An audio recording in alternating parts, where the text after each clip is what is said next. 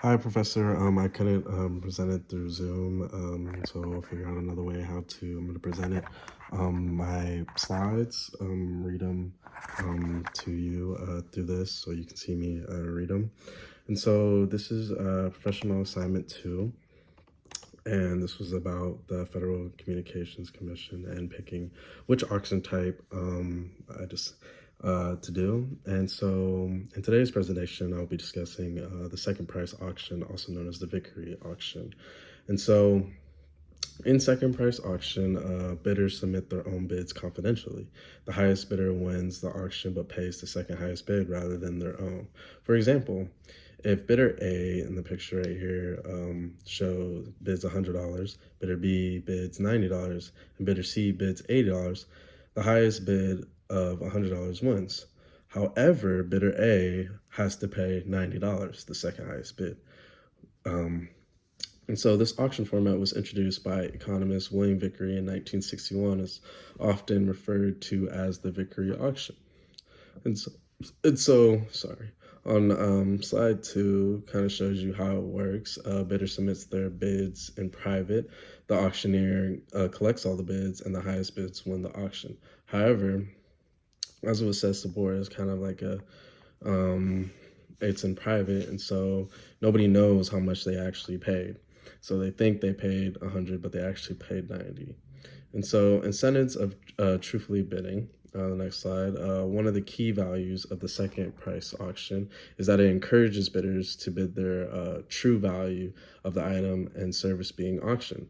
Since the winner only pays the second highest price, bidders have no incentive to bid higher than their true value, as doing so would not increase their chances of winning or reduce their price. On the other hand, if a bidder were to bid below their true value, they risk losing the auction, even if they would have been willing to pay at a higher price. So, another example is saying if you have a volume item at $100, you can bid $100 without worrying that you'll have to pay more than what you want, because you'll only have to pay the second highest bid, which is kind of good. And so next slide is advantages of second price auction. And so truthful bidding, bidders are incentive to bid their true value, which leads to efficient outcomes. The item goes to the other person who values it more.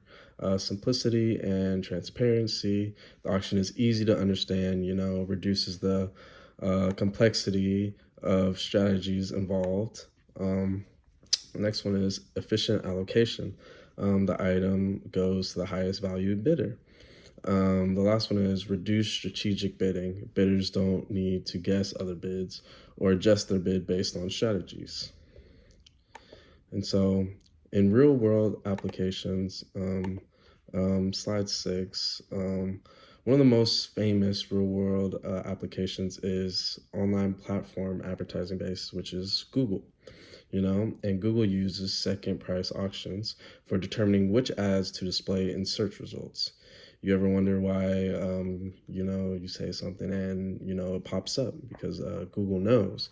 Advertisers bid for ad placements and the highest bidder wins, but they only pay the second highest bid. Next one is government auctions. Governments often use second price auctions to sell rights, such as wireless spectrum rights, to encourage fair pricing and maximize revenue. The last one is online marketplaces. Some online platforms, main one that we all use is, eBay. eBay has the option and where, for instance, you go online and you want to sell a piece of equipment, clothes or something else, you can use their market-based pricing, and where you can put it at started at $50 for a bid, and it either keeps going up or keeps going down. And so some drawbacks of a second price auctioning is bidders they don't know the true value of what's happening, and there's a lot of uncertainty with it. There's no immediate payment incentive, where the auctioneer winner may not feel the immediate pressure to win. And the last one is risk of over participation. Some bidders may over stimulate the second highest bid and over compete with it.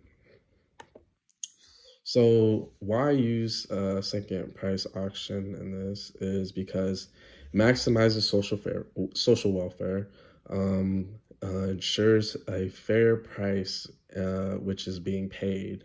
And the last one is revenue generation, maximizes the revenue without the risk of overpricing the product or whatever's being placed.